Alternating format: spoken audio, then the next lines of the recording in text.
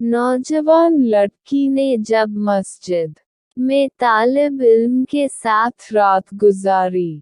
ईमान अफरोज वाक़या। एक नवाब की खूबसूरत लड़की फसाद के दौरान मस्जिद में पनाह लेने के लिए दाखिल हुई, तो देखा कि एक नौजवान लड़का तिलावत में मशगूल है।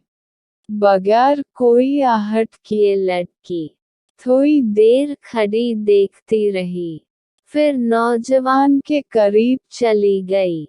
इस्लामी रंग में रंगे नौजवान ने जब अपने सामने लड़की के बेपर्दा हालत में देखा, तो उसे मस्जिद से निकलने को कहा, लेकिन लड़की ने बाहर निकलने से इनकार कर दिया।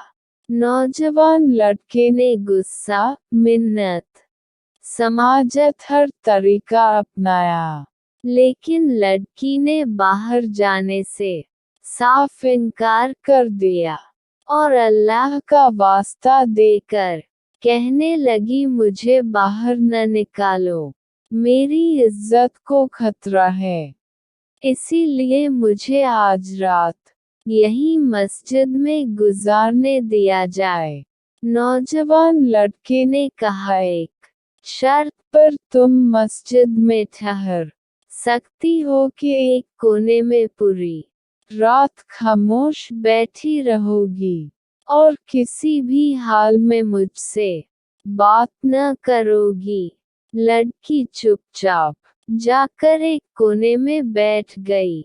उधर नौजवान इबादत गुजार लड़का हर थोड़ी देर के बाद अपनी एक उंगली जलते चिराग पर रखता और फिर सिसकियां लेकर उंगली हटा लेता। लड़की रात भर ये तमाशा देखती रही मगर कुछ बोल न सकी। अल्लाह अल्लाह करके सुबह हुई। लड़का फजर का अजान देने के लिए उठा तो लड़की से बोला कि अब वो चली जाए, नमाजी आने वाले होंगे, किसी को कोई गलतफहमी न हो।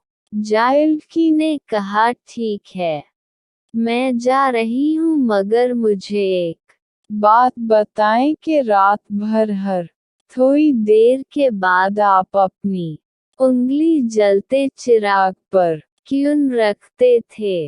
नौजवान लड़के ने जवाब देते हुए कहा, जब कभी मुझ पर शैतान का गलबा होता तो मेरी ख्वाहिश उभरती थी। शैतान कहता था, अकेली लड़की है, अपनी ख्वाहिश पूरी कर लो।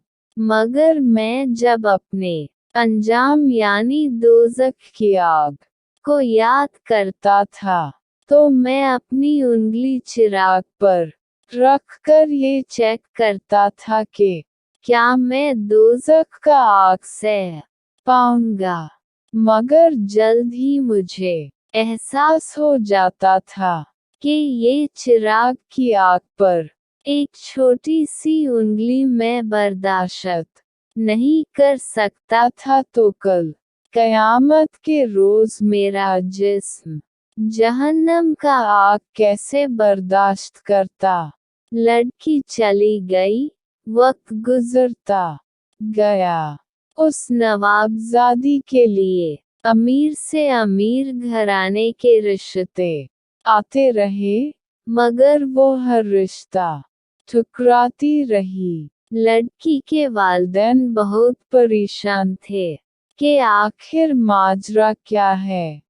आखिर में लड़की ने ज़बान खोली और बोली, मेरी शादी उस मस्जिद में रहने वाले नौजवान लड़के से की जाए। अगर उसकी शादी उस नौजवान लड़के से न हो सकी तो वो कभी शादी नहीं करेगी। नतीजा, एक रात नफस को काबू में रख कर वो गरीब नौजवान महल में चला गया। जरा सोचें, अगर हम सारी जिंदगी अल्लाह के बताए रास्ते पर चलते रहें, तो कल क़यामत के रोज़ अल्लाह सुब्हान व तआला हमें क्या क्या अता करेंगे। शेयर भी करें। अल्लाह पाक हम सबको नेक राह पर चलने की तौफीक अता फरमाए। आमीन। जन्नत की